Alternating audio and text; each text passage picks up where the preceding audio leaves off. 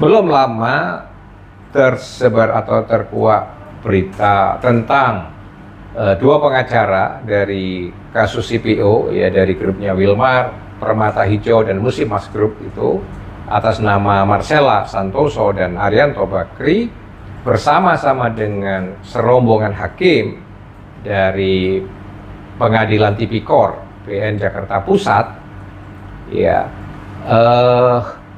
ditangkap oleh kejaksaan. Kasusnya sederhana, terkait suap menyuap hakim. Ya. Nah, catatan saya adalah keprihatinan terhadap pengacara-pengacara yang kalau kita lihat wajah-wajahnya di media itu, mereka ini masih muda-muda gitu.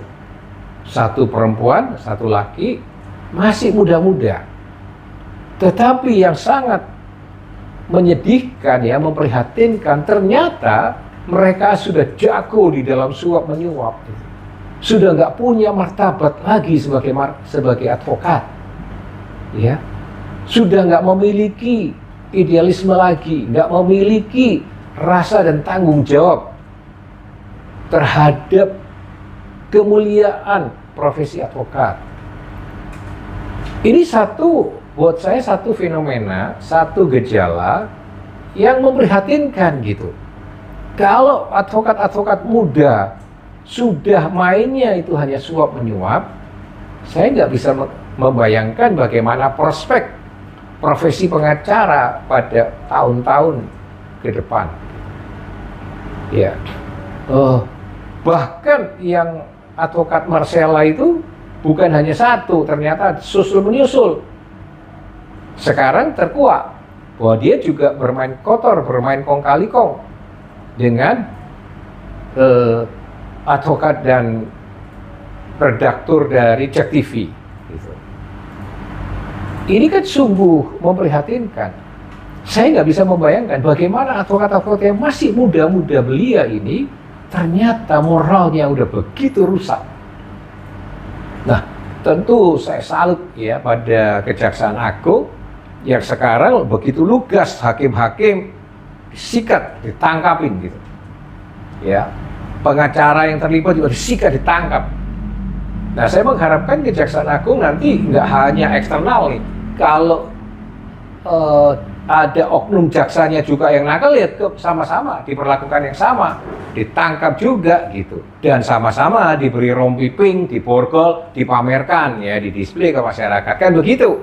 Jadi kelugasan Kejaksaan Agung itu nanti betul-betul ya konsisten dan dapat kita acungin dua jempol gitu, karena penegakan hukumnya tidak diskriminatif, tidak tebang pilih, dan nggak pilih kasih. Artinya betul-betul menerapkan prinsip persamaan di muka hukum. Ya, kita salut kalau sekarang Kejaksaan Agung semakin hari memperlihatkan jati dirinya sebagai institusi jaksa yang begitu independen.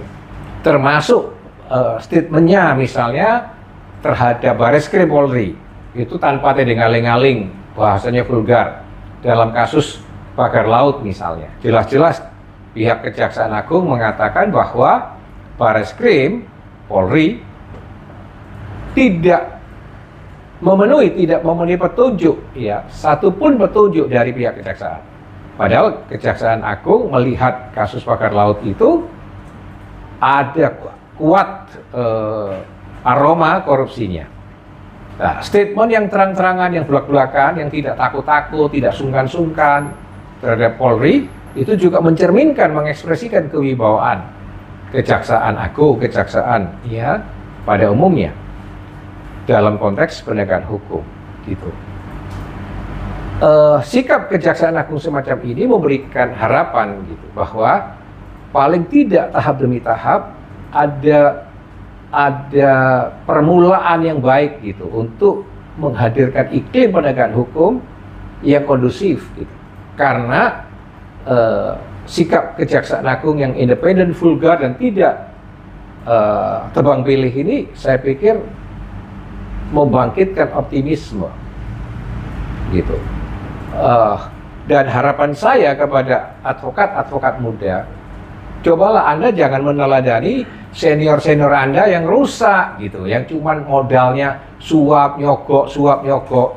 Gunakan ilmu Anda dong, belajar mana kekuatan ilmu Anda itu untuk duel dengan jaksa di pengadilan, duel dengan penuntut umum di pengadilan gitu. Ya, dengan ilmu Anda. Jangan belum apa-apa ada pendekatannya suap, sogok, gratifikasi. Itu kan jadi wayang gitu, Anda itu cuma jadi wayang gitu ya, dan itu betul-betul advokat yang tidak bermartabat. Anda hanya menjadi wayangnya prinsipal Anda gitu, padahal itu merupakan martabat Anda. Nah, di Indonesia ini hampir setiap periode memang tercetak itu advokat ya, pendidikan penyumpahan begitu intens ya. Mungkin sekarang sudah jutaan jumlah advokat di Indonesia ini. Ya, tapi kalau kemudian dari segi kualitas pengetahuannya begitu minimal, kualitas integritas moralnya sudah nggak bisa dipegang, ya bagaimana nasib penegakan hukum di Indonesia? Padahal advokat itu sebenarnya harus satu-satunya menjadi alat kontrol ya yang paling terdepan dari penegakan hukum, baik terhadap polisi, terhadap KPK, maupun terhadap Kejaksaan Agung. Di alat kontrol yang pertama, apakah penegakan hukum itu dilakukan dengan fair, dengan adil, dengan jujur, dengan objektif? Ya, itu kan yang pengontrol pertamanya sebenarnya adalah advokat.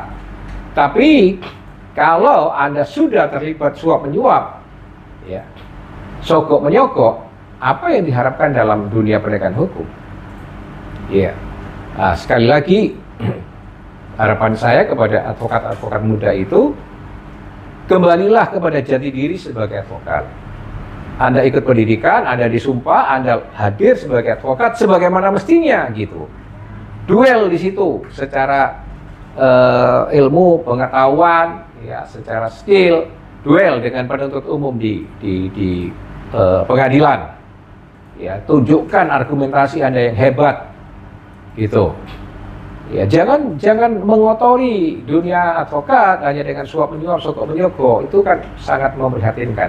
Kalau Anda tahu bahwa terlalu banyak jumlah advokat ini, advokat umum, ya, dan karena itu ya semua hanya seperti itu perilaku seperti itu, lalu Anda juga ikut nyontoh meneladani beberapa advokat senior yang praktek-prakteknya kayak begitu gitu ya. Ya mestinya Anda harus sadar gitu. Anda harus cari hijrah ke menjadi spesialis gitu, menjadi pengacara yang spesialis gitu.